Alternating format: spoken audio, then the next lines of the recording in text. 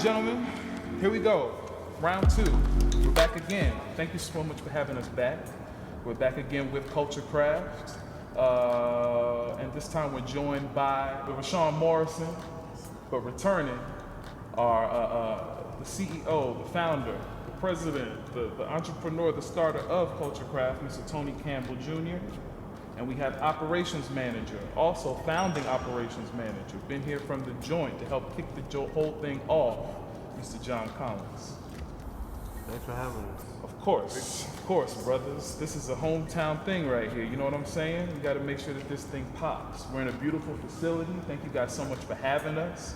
In a minute, hopefully after this is over, we can walk around and you can let us know what's going to be what. Let us see the vision. But for right now, let's just take it easy. Let's jump in there easy. Sativa or indica? 1, 2, 3. Indica. Why? I like the medicine ball head high. I like to take it down. That's right. Sativa. I just like the classic sativa, terps, lemony, piney. Just love it. The hazes. Indica. I just love the complete body high, how it just makes you feel, like, especially like if you got like some back pains or some elements, it just makes you feel real good. I'm an indica guy. Edibles, oil, or flower? Flower. Flower. That was quick. If you had to put it in order, edibles, oil, flower. John. Flower, edible. Flower, hash, edibles. I would say flower, oil, edible. John, what was your first experience with cannabis? Can you share? Is that gonna get you in trouble? It's over now. The statute of limitations is over. It's done. All right, so my homeboy, his older brother, is a Rasta. He had some shit that my homeboy stole, and we got so high, man. We went to one of my other homeboys' mom's church gathering, and man, I shot the ball over the backboard, and it was like, it was over. And that was it. I fell in love. You fell in love. Tony. Oh man. First time, high school, freshman year of high school. I was probably one of the last people to start smoking in my circle. And just one day, like, just back in, we had a nice dub of the haze, the good haze, man. And it's a wrap since then. It's a wrap. Actually, I got sick my first time, earlier in the day when I smoked it, and then the second time I smoked it, that was a wrap. Like, I was just good to go and haven't stopped since. My first time smoking was my sophomore year. I was on the football team. We just won the state championship, and it was like the championship party, so everybody's smoking. Why is Tony laughing like you know what the hell exactly? Just lighting it up and just getting high. I just had nothing but the giggles the whole night, and then from there, I ain't smoked for like the next few months, but then that summer, going into junior year, it was like every day after that, it was like we was partners. And y'all all did it right the first time. The first time I did, I was coughing. I didn't do it right the first time. Y'all was just straight up. I was not no pro, man. I wasn't no pro either. Yeah. It took a while. Yep. All right, so we're here. Let's talk about this. Can you guys talk about the importance of Culture Craft? You guys are specializing in craft cannabis. Why? Yeah. So it's just, it's important because we want to have our local flavor. We want to add our personality to the products we have in the industry. Culture Craft is really, it's in the name, we're crafting these products for culture, and we're demonstrating what we're capable of doing, and we're showcasing, our talents. And so for us, it's better and more important to have a high quality eighth with the proper bag appeal, the proper frost, gassy, than to play in the middle market range. So that's really where the craft cannabis comes from. And that also extends to our products and our hashes, our old school hashes, our new school hashes and hash rosins. All of these is all demonstrating, who we are and what the culture is. So, we try to take care and cater to people on both sides of that. I'd like the record to show that we've tried that resin and it had me out like a light, my guy. Okay. And so you guys are really making sure to do quality. I think quality is the thing that you're trying to make sure that you go for. Correct. Because we know that we're in a different age now in the cannabis industry, and so we've had some breakthroughs legally, but for every step that you take, sometimes you take a step back. Rashawn, can you talk about the telltale signs of mold when it comes to cannabis and how to spot quality? So the first thing with mold, right? You want to crack the bud. You want to look at the middle, right? It shouldn't be white. It should be nice, green, regular thorn. If you see any white and if you see any pretty much small cotton balls are starting to go up the leaves, that's the real tell time of mold. And to be honest with you, it's just like how you kept, you know what I mean? Because it's the moisture and sometimes just the bag that you have it in can just cause the mold itself. Sometimes you may get the product and it may not have mold, but just how you kept it could cause it. And sometimes it's just caused by the grower. But the telltale signs is just really cracking the middle, just looking at the middle. If you start to see any white and you start to see any cotton balls starting to come up the leaves, do not smoke it. It's not something that you should be using at all. It will definitely have you coughing, giving you respiratory issues, and that's not something you want at all. Is mold a new issue? Did it exist in the legacy market? And if it's new, why is this happening now? I personally think that mold always been there, realistically. Yeah. I think we just we didn't know the knowledge. Simple as that. We didn't really understand what the mold looked like. No one didn't tell us. We were just smoking it, right? And be realistically, most of us used to get it off the street, right? So the dealer just gets it for him, whoever he gets it from, he doesn't know how to tell. He just sells it and just gives it to us and we just smoke it. It's just now with the knowledge that's out there now, if you really look at it, you'll learn and realize that sometimes you were coughing thinking that it was good smoke, but it wasn't good smoke. You were coughing because that's something you shouldn't be smoking at all. You know what I mean? But it's been around for forever, realistically. John and Tony, how did y'all come up with the name Culture Craft? That was a whole story before y'all said anything. Go ahead. Yeah, I think we first started the style focusing on wanting to impact the manufacturing market. So we knew we wanted to be we wanted to craft products. We wanted to be purveyors of specialty products, and culture is just being tapped in. And a good example of that is how we envision sort of what the market right now is for hash versus hash rosin, right? So, we want to make sure that, keeping with culture craft, right? We cater to that 80s and 90s culture with our regular hash, with our pressed hash, but then also keeping up with the modern culture and dab culture, right? And that's where all the hash rosins come into play. So we really want to make sure that we pay homage to those who came before us in the industry. A lot of the amazing underground, influencers and products that we had the chance to, enjoy when we first started out, smoking. And now we get a chance to, give them stuff that they enjoy and also focus on what the culture is really vibing with and the candies and all that. So that's how we balance it, and that's what the name essentially means.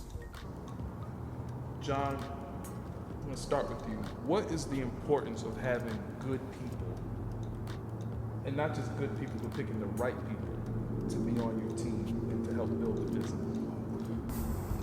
Well, everything has to gel within the business, Everybody has to work with everybody, It's tough. It's going to be a tough road to pick who and what's going to do what, where it's going to go where. Because everybody doesn't wake up on the same side of on the right side of the bed every day. So it's just having core people focused on what the goal is, what we have to knock down, the things we have to do, and just everybody got to stay in line. Rashawn, what do you think? Honestly, I think you guys need to have the same goal, right? I think once you guys all have the same goal, then you guys could all gel. But if everyone has different agendas, then it ain't gonna work out. But to make the whole process go, y'all gotta all have the same type of vision, also have to have the same type of drive, so y'all can balance each other out, because there's gonna be peaks and valleys. And you gotta have somebody just to help you just balance through the whole thing. How do you know who the right people are, though? Some people think that the right people are people in close proximity to them, which isn't always the case. How do you know what the right people are? Have you had any experiences having to choose the right people? I mean, realistically, it's tough. I mean, sometimes you make that mistake, right? Because you want the people that you come up with to like elevate, so you put them in these positions thinking that they can do it, and they can't, right? Sometimes you need to look at to make sure this person has the experience doing it. Yeah, he could be your brother, he could be your sister, your cousin, your friend, whatever. But realistically, if they don't have the experience, sometimes you're putting such a high expectation on them in the first place, right? We're talking about something that's ingested, that's millions of dollars. Like, it should be fitted for somebody that can actually handle that position and take it to the next level. I mean, it shouldn't just be given to somebody just because they feel like they could do it. Or at least give them somebody that knows what they're doing, start it off, have them teach it, and then pass it down. But before they even get that, you gotta have somebody that's fit for that role. That's the only way it's gonna run. Without that, it's not gonna work. Tony, what makes this team work? I think what makes this team work is Because I just like to say, because you guys have known each other for a while, and we've known each other for. We all grew up with each other on our side. But you're blessed if you can do business with your brothers and all like that. Yeah. It doesn't always just work. So Yeah. why does this team work? yeah. I mean, because we first of all we recognize that it's a marathon and it's not easy, but we're always trying to work on it and become better. And I would say, like, we all have our days, like, so we may wake up on the wrong side of the bed, maybe stress, could be stuff at home or stuff with the business. And I think we're good at recognizing that and sort of backing off and being there to support each other. And that's what really makes a team. And also, I think we recognize, like, we all have our little quirks or little things that make us who we are. We recognize that, and we push that growth and that ability. It's like our superpowers. Like, it's like Marvel, some Avengers or X-Men. So we tap into that. We're not a jack of all trades. Like, we still have our little specialty areas, and above all, like, we're there for each other. When we have our moments, because we all do. That's what business is. And at the end of the day, we're, it's a Herculean feat to, get a cannabis license, get it off the ground. If everyone's not prepared to grow and learn and adapt, then we'll be, left in the dust by the MSOs and our other competitors. So we all know the importance of putting your heart and soul into it, and we're all there for each other to support each other at the end of the day. Can you touch on, like, your friends in the industry, like how important it is to stay connected, build that network, and how has it been building that network? Like, how you look at this industry compared to textiles or some other type of industry? Listen, this is a fun, wild industry. There are many people that we encounter. And again, going back to our individuality, it's like, like John, for example, has very close beat on some of the up and coming and some of the underground guys. And I've been developing relationships with some other manufacturers in our vicinity and other cultivators. We need each other. Like, it's, for us, especially as a micro business, it's a necessity that we work together and, support each other when it comes to helping, source genetics or, helping out with product and distribution. We have to work together, so that's part of the game. But it's been a fun journey, meeting people, learning, who our ride or dies are, learning, who we just do business with. That's what it is. And I'm sure Shaw probably has way more to add in terms of your connections, because you've been probably longer, and going around AC and everywhere. So. Oh yeah, well, do you have anything to add on to that about just connections within the industry, maintaining them? I would say the biggest thing is trying to get as much political connections as you can. Like, that's gonna help you, especially in the early stages of getting your license. Like, having a council member or assembly member or a mayor, somebody on your side, I think that's like one of the biggest things I could say for anybody, is just always making sure you have that. Because be realistically, these people are busy, and a lot of the times they're handling a whole bunch of different stuff. They're not just only handling cannabis, right? So realistically, sometimes just having somebody to make a quick phone call, just to, hey, boop, boop, boop, can you have a meeting with this guy, so-and-so, and they'll take it much quicker than you emailing, or even sometimes your lawyer. Just like I said, it's not that they're necessarily avoiding you, but these guys have so many different projects that they're doing at the time that you might need that help. And I think especially now, they'll take those calls while we're still fresh, early enough. It's getting later, but we're still early enough in this cannabis industry, especially with people who are already busy and have things going on. I find now is a time where I'm still able to reach people and connect people. People will call back and all like that. Feel give it like, if we tried to start this 5 more years from now, I don't know if we have as much, access to people. So I agree with you. Definitely take advantage of those now. And something else I think, which I just said definitely, man, you need those 3 or 4 friends. You need that lawyer friend, that accountant friend, that politician friend, and just, maybe add some type of advisor or a banker friend. I think those are the 4 other friends that everybody who wants to get into this industry needs to know and have on speed dial.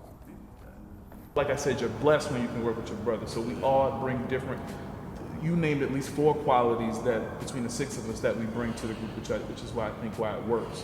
And when the brotherhood is, it's always solid. But when it's on track and everything is on track, everything just gels. I know exactly. I think we know exactly what you're talking about. John, where are you guys in the license process? You guys see your building. You know something's on the way. Something big is on the way. Where are you guys with the license process right now? We're just waiting for the state to get back to us. Okay. So we're in the run. We're fighting a good fight. What kind of license are you guys applying for? Manufacturing and as well as cultivation. Mm-hmm. Class 1 and 2. Class 1 and 2. Class 1 and 2. Mm-hmm. And what are the next steps? While you guys are waiting, what are the next steps? So we've just completed our essential due diligence process with the state. So normally, they try to get back hopefully within 4 weeks. After that, we've done our background checks on most of our employees. So, just waiting for the state in queue. And, hopefully, we can just push forward as soon as possible. It's a busy time of year, of course, and people are traveling, but we're confident that, hopefully we can get on one of the next few meetings with the CRC. Can you guys talk about, because that's the next step, can you talk about the marketing and the promotion of your business after you get your license? Because that's when it really kicks in. A lot of people do the marketing before, which is great. You build your community. Now you get your license. What's the importance of that now? Super important. Very important.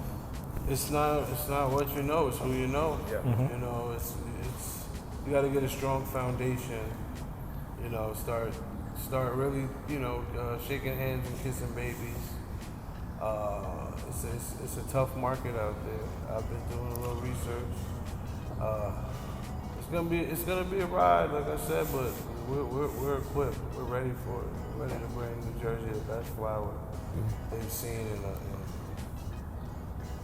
never. I believe it. I told you, we had that resin, boy. Yeah, let the products speak for themselves. Mm-hmm. But mainly, I think, I wish there was more of a system in place to really discover and stay on top of all the retailers that are popping up in the state. But for now, it's doing what we've always done. Hopping in the car, going, making sure we're visiting these people, having those conversations, face to face. That's what gets it done at the end of the day. How do you balance, because like you're saying, face to face, word of mouth is nothing's better than that. But we have to have online presences these days. So how do you balance those two? Realistically, you can't really put the weed out there, right? You can't really go on Instagram and show it like that. I think the best way to do it, what we would do is have some influencers, have some people actually smoking it and branding it that way. That's one of the most simplest ways, is by passing it on, is just having different people actually smoking it and rating the product and talking about the product. But for us to actually promote the product, nobody can really do that. That's actually, illegal right now because it's not federal. So the only way that we can really do it is just by the people, and they're just giving it out, letting them try it, letting them smoke it, and then just giving their own opinion, and then honestly, once the people like it, it's gonna spread like wildfire. That's the most important thing. It's just letting the people know about it, keeping our presence. They gotta consistently see Culture Craft's name. They gotta consistently smoke the product. So that's our insight on that. Would be pretty much just the influencers and just making sure that they're smoking it and passing it on.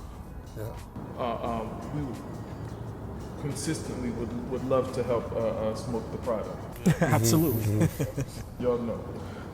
Specifically talking about New Jersey, how can New Jersey do better in helping potential businesses establish themselves?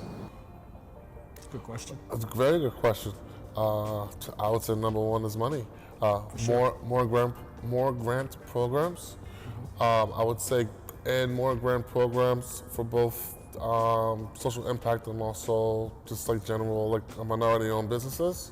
I think that's always a thing, as well as perhaps maybe providing also some pro bono services of some type, whether it's like legal services, which can really cost. Having somebody who could maybe review a lease for you or an agreement for you before you sign. Know a lot of people who sometimes move fast and sign things and don't necessarily know. So some quick help resources like that, and of course money would be great. Always helps us out.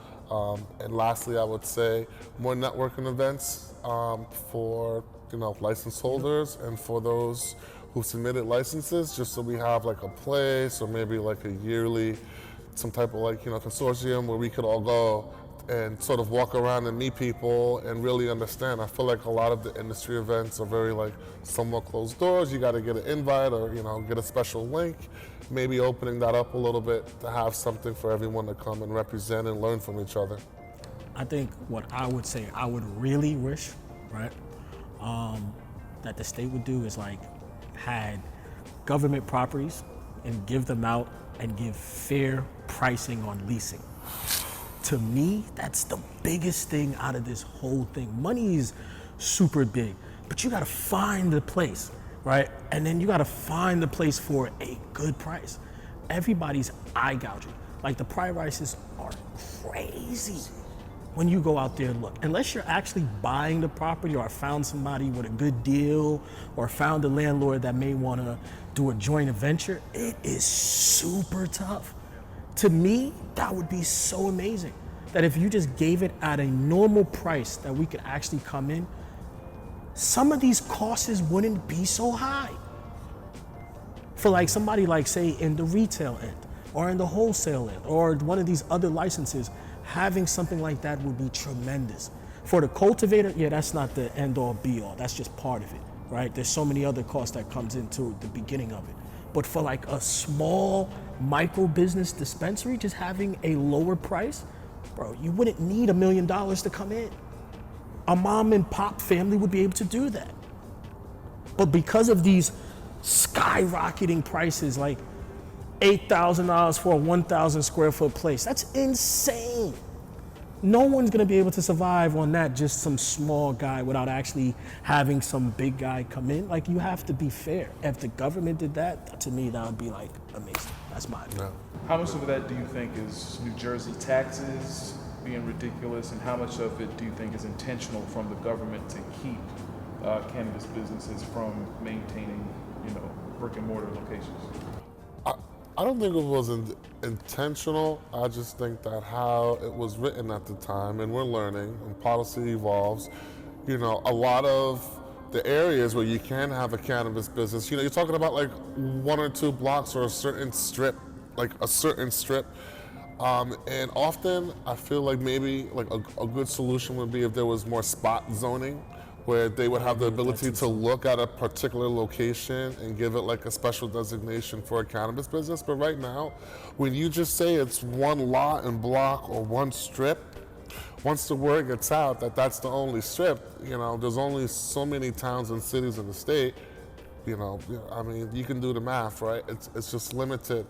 I think, moving to more of a spot zoning approach, really putting the onus on the local cities to figure that out or to have that flexibility would be helpful too.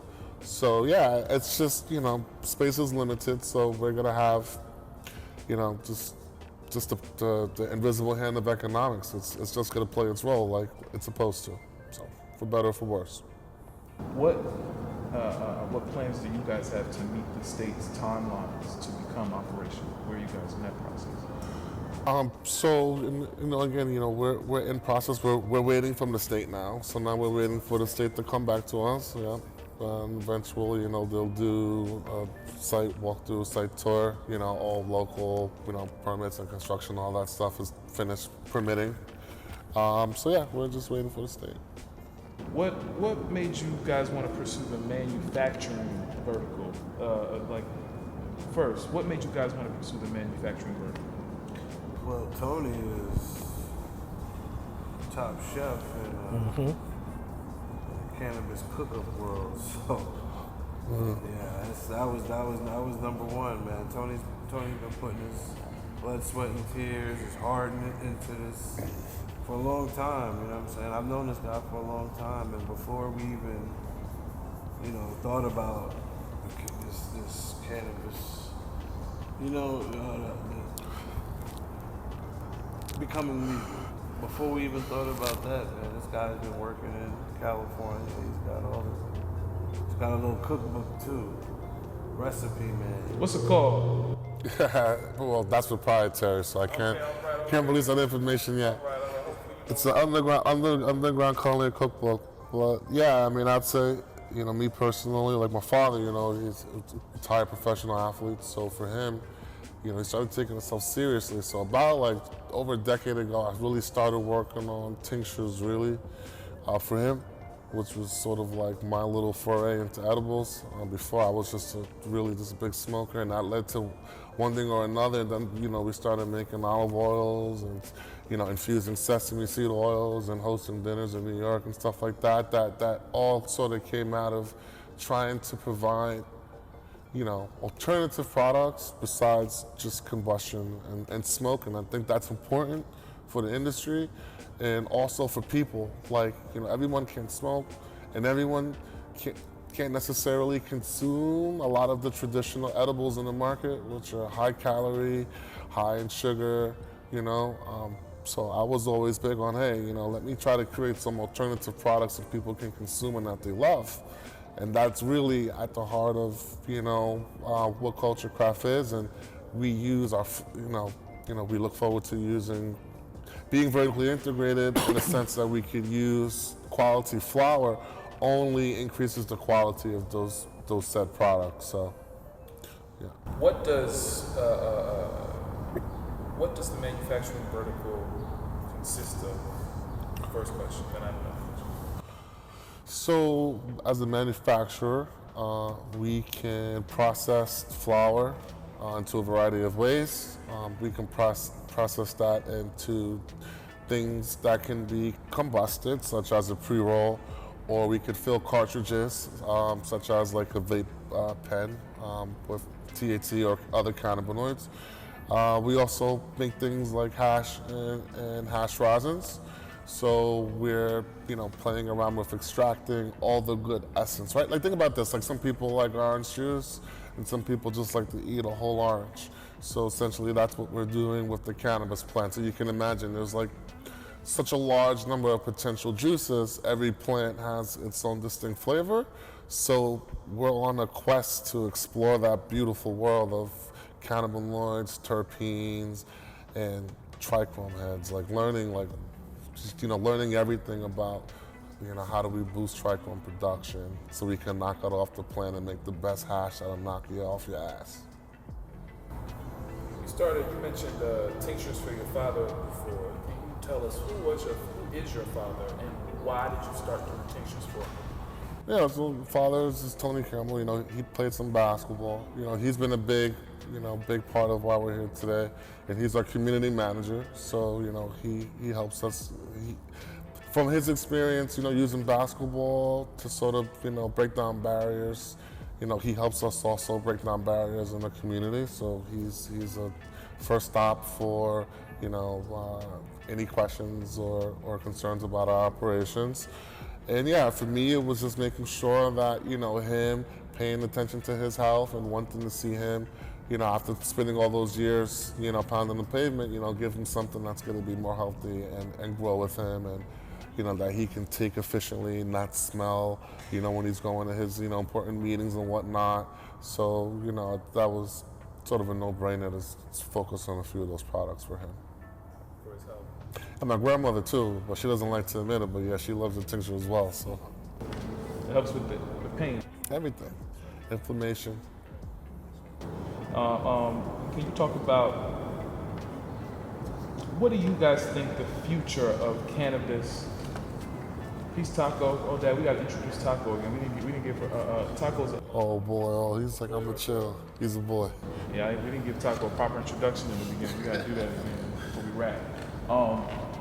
Can you talk about what do you think about the future of cannabis and the sporting industry? Where do you think it's going? How do you see culture craft playing a factor in it?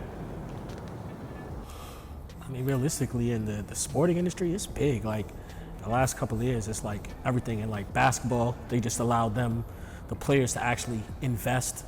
For a long time, football, they didn't allow you to really smoke it. Now that they allow you to smoke it, like, you don't really get in trouble for it as much as you did.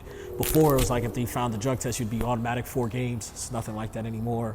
I just heard in NCAA, just literally last week, they're allowing coaches. So they're actually allowing coaches actually now to smoke it, and it's not actually coming up in the player's piss test. So to me, it's big. Like, it's as big as it can be. I mean, well, I ain't gonna say that. Like, once it become completely federal, that's when it's gonna be like everywhere. But it's on the rising. Like, everyone's starting to realize like it's much better than the opioid medicines or the other options that you could take. Like, cannabis like helps you out tremendously, especially in the manufacturing side, topicals and stuff like that. Just putting cream when you're aching and things like that, like, it's crazy. So to me, it's like on the rise. 100%. Just to add to that, I think, like, look, this plant has thousands and thousands of uses. We're unlocking uses every day. What's up, my boy? My G? He's just watching. He's our guard dog. The plant's got thousands of uses, and we're still figuring out what those are, almost like every day. So, I can see a future where we unlock some learnings about cannabinoid, about different cannabinoids and how that impacts our endogenous cannabinoid system. In terms of sports, I think about a future where, like, things like traumatic brain injuries and things with like football players and some other like high impact sports. I think there's some knowledge to be learned there. I look forward to the studies, and hopefully some good stuff comes out of that. And by all means, Culture Craft would love to help participate in any type of research or medical study as well. I'll dedicate a whole thing for that. Yeah. What do you think about the way that it's being that THC or CBD is being used for healing, as opposed to 10, 20 years ago when it wasn't even allowed? It's perfect, man. It's perfect. Like he said, we're unlocking things with the plant every day to find new things. So CBD, actually, I read somewhere that Bruce Lee, when they did his autopsy, they found traces of marijuana. That's right. You like water, my friend. Yeah, but he was consuming it too. He was eating it. I mean, you go back to, people historically, in history, have used cannabis to cure people and help deal with like opiate like withdrawals. Back when people used to smoke opium in the opium dens. So I mean, the therapy wise, it's just wide open, really. Like, listen, Hackensack University, if you see this, like, please come to us. Like, we'll let's work together. Let's get some research going, because there's a lot out there to uncover, and we'd love to contribute in any way. That's the future. Once we start treating this thing like it's meant to be, like the spiritual healing it is that it has. For all of you guys, what do you see for the future of federal legalization, and how do you see the market growing in the next 5 to 10 years? It If it goes federal, it's gonna be a holiday. Say it loud so that If it don't goes speak into the federal, microphone. Speak loud. if it goes federal, it's gonna be a holiday. That's all I gotta say about that. I mean, I think once it becomes federally legal, it's just gonna be like liquor stores. Bro, you're gonna see dispensaries everywhere. Like, but it's important though, because a lot of people got locked up for this, man. A lot of people got in trouble for this. So to me, it's kind of crazy just for like a plant that like came from the earth. It's not like we even put it here and then like this actually was already naturally come here. So it's kind of crazy. Like it's way better than liquor. It's way better than cigarettes. It's way better than all the other options. So to me, I just can't even understand why it's not even legal in the first place. So we're here in New Jersey, and things are legal here, but that doesn't. The police and the people, no matter where you go, there's a kind of a fractured relationship, depending on where you go. What are some of your concerns when it comes to policing of legal cannabis in certain communities? And what can New Jersey do to make sure that we're leading by example? Ooh, that's a great question. I think number one is education, public resources. I think there's still a great amount of, I would say, there's still a certain amount of confusion relating to cannabis as a gateway drug, cannabis as an illegal, illicit substance. And I think that contributes to some fear. And that fear is what causes, neighbors, police, in general to be concerned. I think the more education there is about the plant, the benefits, and the many ways that you can enjoy the plant in a respectful way, I think that'll go a long way to helping people understand. And there's always going to be a concern in any emerging market. How is this going to impact me? How is this going to impact, my property, my house, or my community? Is the value going to go down? These are valid questions to have. But once you start to uncover, and demystify some of the false information and get to the truth, you'll see it's a net benefit. And so the more education there is, I think, and more resources, that will help alleviate, some of those policing problems with the plant. And, as manufacturers and cultivators, we do our best too to make sure our products, of course we follow CRC compliance, right? And, we play a role to help, clean up the market, clean up some of this. We provide an option opposed to the black market once we're up and running. This helps, as we mentioned before, about the safety of cannabis, and, mold concerns and things like that. We help with that too by being official, legitimate suppliers who have to test our products, right? We have those tests, we have those labels. If you walk in, we have all the OSHA paperwork, there's no harmful chemicals here. It's really education and just helping people understand. This isn't reefer madness. People aren't smoking and going out there raping people, and honestly, there's no decrease in property values, once a cannabis business comes. And people understand that, I think it's a lot better with policing. Who you got here?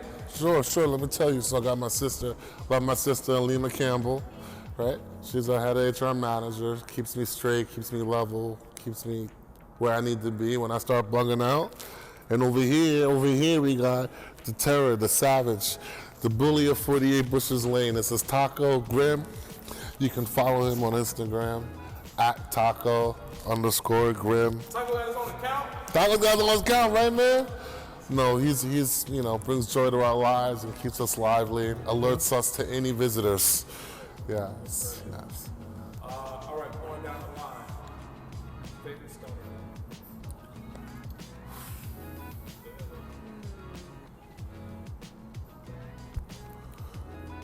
I'm gonna say pineapple first. That's good. I'm gonna say how high number one. Yeah.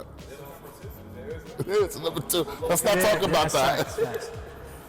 I'm gonna say Grandma's Boy. Oh. People hardly add that one to the list. That's a good one. this boy. Pineapple Express too. Like that's the first. That's a good one. No, they don't. They always have pineapple express. That's a good one. That's a good one, though. All right, my last question for everybody. Let's start with Sean. What are you smoking tonight?